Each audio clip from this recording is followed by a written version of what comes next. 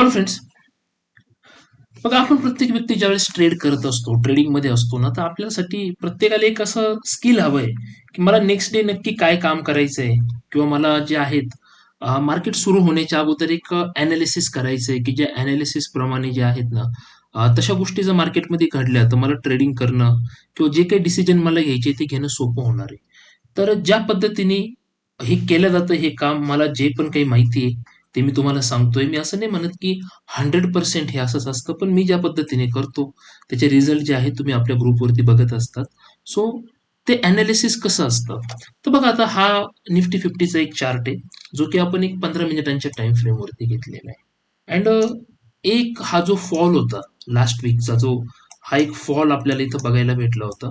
त्याच्यामध्ये जो आहे निफ्टी जबरदस्त असं डाऊन झालं होतं म्हणजे अक्षरशः मार्केट क्रॅश होतं का काय अशी सिच्युएशन जी आहे ती आपल्याला इथे तयार होताना दिसली होती. परंतु तुम्ही जर एक ऑब्झर्व्ह केलं ना, तर मागच्या मंडे पासून एकदा मार्केट जे आहेत मागच्या 4 दिवसामध्ये मार्केट जे आहेत, एकदा का मार्केटनी त्याचा ओपनिंग दिला, की पहिल्या 15 एक मिनिटमध्ये जे आहेत ना, पहिल्या 15 मिनिटमध्ये ते अर्ध्या तासामध्ये मार्केट एक मूव्हमेंट देत होतं आपल्याला आणि त्याच्यानंतर जे आहेत ना, त्या दिलेल्या मूव्हमेंटच्याच भोवती मार्केट हे राहिलं. वेगळ्या काही गोष्टी ज्या आहेत त्या घडलेल्या नाहीये.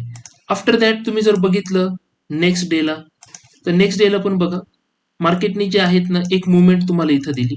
येस, ती पण आहे जवळ-जवळ पहिले 1 तासाची मुव्हमेंट आहे. आणि नंतरच्या गोष्टी ज्या आहेत त्या आज जवळ-जवळ त्याच लेव्हलवरती राहिलेल्या आहे. मोठं काही आपल्याला तिथे भेटत नाहीये. सेम इथं जर बघितलं तुम्ही, तर एक पहिल्या 3 कॅन्डलमध्ये आपल्याला थोडंसं इथं व्हॉल्यूम आलेला दिसतोय. आफ्टर दॅट पूर्णतः मार्केट जे आहेत ना, एक साइडवेज गेलेलं आहे. अँड त्याच्यानंतर पण तेच घडलेलं आहे, की मार्केटने इथे एक पहिल्या अर्ध्या तासामध्ये जी मूव्हमेंट दिली ना, तर शक्यतो मार्केट त्याच मूव्हमेंटवरती जे आहे ते कंटिन्यू राहिलं. तर वेगळं काही झालेलं नाही. तर मूव्हमेंट म्हणजे एक डायरेक्शन जी आहे ती मार्केटनी सेट केलेली. मग आपण याला कसं म्हणतो, की डायरेक्शन कशी सेट करतं? तर जनरली पहिल्या अर्ध्या तासात ते पाऊण तासामध्ये सपोज एक लो जर तुम्ही सुरुवातीचा घेतला आणि एक अर्धा ते पाऊण तासाचा लो म्हणजे 10 वाजेपर्यंतचा लो घेतला, तर ही जी रेंज आहेत ना, तर मार्केट ही रेंज सोडायला तयार नाहीये. राईट? ही रेंज जी आहे ती सोडायला मार्केट तयार नाही. सेम त्याच्या अगोदर पण तुम्ही जर बघितलं, त्याच्या अगोदर बघितलं तर एक पहिल्या 45 मिनिटमध्ये एक हाय क्रिएट केला, एक लो क्रिएट केला. त्यानंतर एकदम क्लिअरली ती रेंज जी आहे ती मार्केटने मुळीच सोडली नाही. सिंपल आहे. इथे पण तुम्ही बघा, एक हाय क्रिएट केला, इथे थोडा जास्त वेळ घेतला. यस, एक लो क्रिएट केला आणि ही रेंज जी आहे ती मार्केटने इथे सोडलेली नाही आहे. सेम इथे घडलेलं आहे. इथे पण बघा, राईट? पहिल्या अर्ध्या तासामध्ये एक हाय क्रिएट केला, एक लो क्रिएट केला आणि पूर्णतः त्या झोनमध्ये जे आहे ते मार्केट चालतंय. म्हणजे अशी सिच्युएशन जी आहे आता याच्या अगोदर तर असं नव्हतं. इथून मागचे वीक जर तुम्ही बघितले, तर हे वीक जे होते ना, हे बघा, त्याच्या अगेन्स्ट तो निघून गेलेला आहे. इथे पण तुम्ही जर बघितलं, यस, त्याच्या तो पूर्णतः अगेन्स्ट गेलेला आहे. त्याच्या झोनच्या पूर्णतः अगेन्स्ट गेलेला आहे तो. झोन तयार झाला, पूर्णतः अगेन्स्ट आलेला आहे. म्हणजे पैसा बनणारे ट्रेड आहे हे मोठे मोठे ट्रेड जे दिसतात ते इथं आपला पैसा जो आहे तो बनलेला आहे. परंतु ही सिच्युएशन जर बघितली तर ह्याच गोष्टी मार्केटमध्ये जे आहे ते रिपीट होतात आहे. आता आपल्याला एक सावधानता काय करायची आहे, की आता आपल्याला जे आहेत ना, हे जे गॅपअप झालेले जे झोन आहेत, हा झोन असेल, हा झोन असेल, मे बी या झोनमध्ये जर मार्केट ओपन होत असेल किंवा मार्केट पहिल्या अर्ध्या तासामध्ये जर एक हाय आणि लो जो मार्क करतोय, तो जर ह्या झोनमध्ये असेल ना, तर होऊ शकतंय की समजा इथे एक त्याने लो दिला, इथे एक हाय दिला आणि इथे एक लो दिला, हे एक झोन असेल, तो होऊ शकतो की त्या दिवसापुरती तो झोन जो आहे ना, तो कन्सिडर केला जाणार आहे आणि आपल्याला याच्यामध्ये स्कॅल्प करून जे आहे ते आपल्याला प्रॉफिट करायचं आहे. तर ह्या गोष्टी थोड्याशा चॅलेंजिंग असतात, थोड्याशा टफ असतात ह्या गोष्टी. तीच सिच्युएशन बघा मी तुम्हाला सांगतो की कसं होतं. हे बघा मार्केटने इथे आणि इथे गॅप दिला होता. राईट? हा गॅप फिल करण्यासाठी दुसऱ्या दिवशी ज्यावेळेस मार्केट आलं ना, तर ते पूर्णतः त्या झोनमध्येच राहून गेलं. पूर्णतः त्या झोनमध्ये जसं मी आत्ता सांगतो की असं होऊ शकतंय, तर हे ऑलरेडी घडून गेलेलं आहे इथे. येस, ऑलरेडी जे आहे ते घडून गेलेलं आहे. मग हे जे घडलेलं आहेत ना, तर आता काय झालेलं आहे टोटली? तर टोटली हा जो मोठा फॉल जो आपल्याला दिसतोय इथे या लेव्हलवरती हा जो मोठा फॉल जो असतो ना, तर तुम्ही मोठ्या टाइम फ्रेमला जरी कन्सिडर केलं, तर या मोठ्या फॉलला, येस, हा जो फॉल आहे, या फॉलमध्ये जे आहे कुठेतरी मार्केट आता आपल्याला सस्टेन करतंय. सो आता आपल्याला जर इथं ट्रेड जर घ्यायचे असतील, जर आपल्याला इथे सेल साईडला चालायचंय, आता जर सेल साईडला आपल्याला काम करायचंय, तर सेल साईडसाठी जे आहेत ना, हा एक स्ट्रॉंग रेजिस्टन्स असू शकतोय 22,900चा. 22,900 एक स्ट्रॉंग रेजिस्टन्स आहे. जर 22,900च्या वरती मार्केट जर सस्टेन झालं, तर मार्केट एक चांगली रॅली देतोय तुम्हाला. आणि जर 22,900 पासून जर तुम्हाला आपल्या स्ट्रॅटेजी प्रमाणे, आपल्या इंडिकेटर प्रमाणे जे आहेत, आपल्याला जर निगेटिव्ह सिम्बॉल, निगेटिव्ह साईन मिळत आहे, आणि आपल्याला जर इथे कुठेतरी या लेवल पासून थोडस खाली इथे इथे कुठेतरी जर आपल्याला सेलची संधी भेटली ना, सेलची संधी जर आपल्याला भेटली, तर निश्चित प्रमाणे मी तुम्हाला सांगतो की हे मोठे प्रॉफिट जे आहेत ना, हे परत एकदा आपण अचीव्ह करू शकतोय. हा जो गॅप आहे ना, हे आपण इथं अचीव्ह करू शकतोय. परंतु आता इथं बाईंगला नक्की कुठं चालायचं आहे? सो हे बघा, रिव्हर्सल स्ट्रॅटेजी प्रमाणे तुम्ही बाईंगला चालू शकता, ते त्याच्यासाठी खूप मोठी कमांड असणं गरजेचं आहे.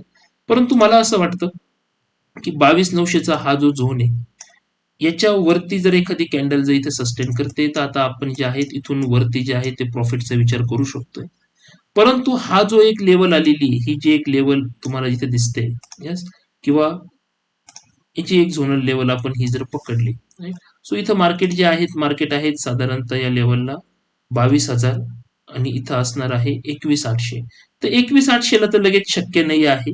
परंतु मला असं वाटतं की जर मार्केट खाली जर डाऊनफॉल देतंय आपल्याला, एक सेलमध्ये पैसे कमवून घ्या, त्याच्यानंतर जे आहेत ना, नंतर तुम्हाला या रिव्हर्सल वरती, इथून जो रिव्हर्सल पॉइंट येईल ना, या रिव्हर्सल वरती, याच्यानंतर आपण बाईंगचा विचार करू.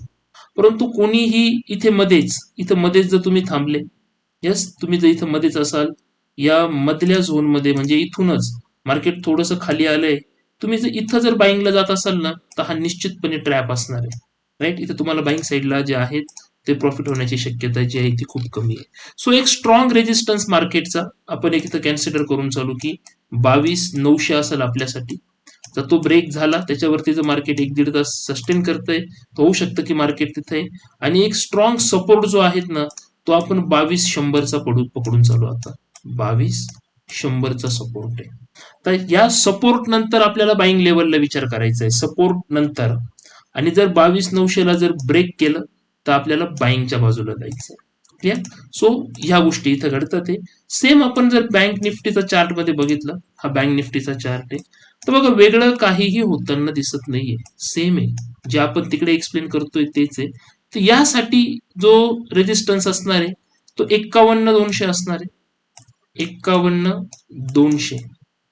जर याच्या वरती मार्केट सस्टेन झालं, आणि त्यांनी ब्रेक कशाला केलं पाहिजे, तर त्यांनी ही लेवलला ब्रेक केलं पाहिजे, 51,400. ही 51,400, ही 51,200. जर याच्यामध्ये जरी मार्केट राहिलं, तरी तुमचे इथे स्टॉप लॉसच आहे, इथे साईड वेजच राहतोय, आपल्याला इथे स्कॅल्प करायला पण संधी नाही मिळत आहे. तर ज्या वेळेस आता मार्केट जर गॅप अप ओपन झालं, तर याच्या वरतीच तुम्हाला मोठी रॅली भेटते, अदरवाईज रॅली नाहीये. बाकी आपण जे आहेत आपल्या ऍज पर आपली जी स्ट्रॅटेजी आहे, त्या पद्धतीने जी आहे ती बाईंगची अपॉर्च्युनिटी भरपूर ठिकाणी आपल्याला मिळू शकते, सेलिंगचीही मिळू शकते. सो फक्त एक लक्षात घ्या की हे जे झोन आहे, हे जे झोन असतील, आता गॅप डाऊनचे जे झोन आहे आपण इथं मार्क केलेले, या झोन मध्ये ना मार्केट बऱ्याच वेळ टाइमपास करण्याची शक्यता आहे. जसं की इथं बघा, हा एक झोन होता दिसतोय, ह्या झोन मध्ये मार्केटने बराच वेळ इथं टाइमपास केलेला आहे. यस. सो पुन्हा एकदा तोच झोन जो आहे तो ऍक्टिव्ह होऊ शकतोय, इथे जे आहे ते मार्केट बऱ्याच वेळ इथं राहू शकतंय. परंतु याच्या खाली जर ते निघालंय, तर तुम्हाला आपल्या इंडिकेटर प्रमाणे जे आहे ते इथं 100% संधी मिळणार आहे की कशा पद्धतीने काम करायचंय. जर ते याच्या वरती जरी चालतंय, तर वरती गेल्यावरती छोटे छोटे प्रॉफिट घ्या इथपर्यंत.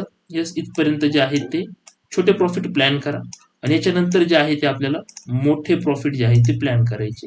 साधारणतः 51,000, 51,000 जो आहे, 51,500, सॉरी, 51,500, 51,500 जो आहे त्याचा एक स्ट्रॉंग रेजिस्टन्स, जर तो जर ब्रेक होतोय, तर तिथून पुढे मार्केट जे आहे 1,000-1,500 पॉईंटची रॅली कदाचित ह्याच वीक मध्ये बघायला मिळू शकते, जर तो ब्रेक झाला तर. नाही तर आपल्यासाठी हे दोन झोन असणार आहे. सो पहिला झोन आपला आहे जवळजवळ 50,400 ते 50,000.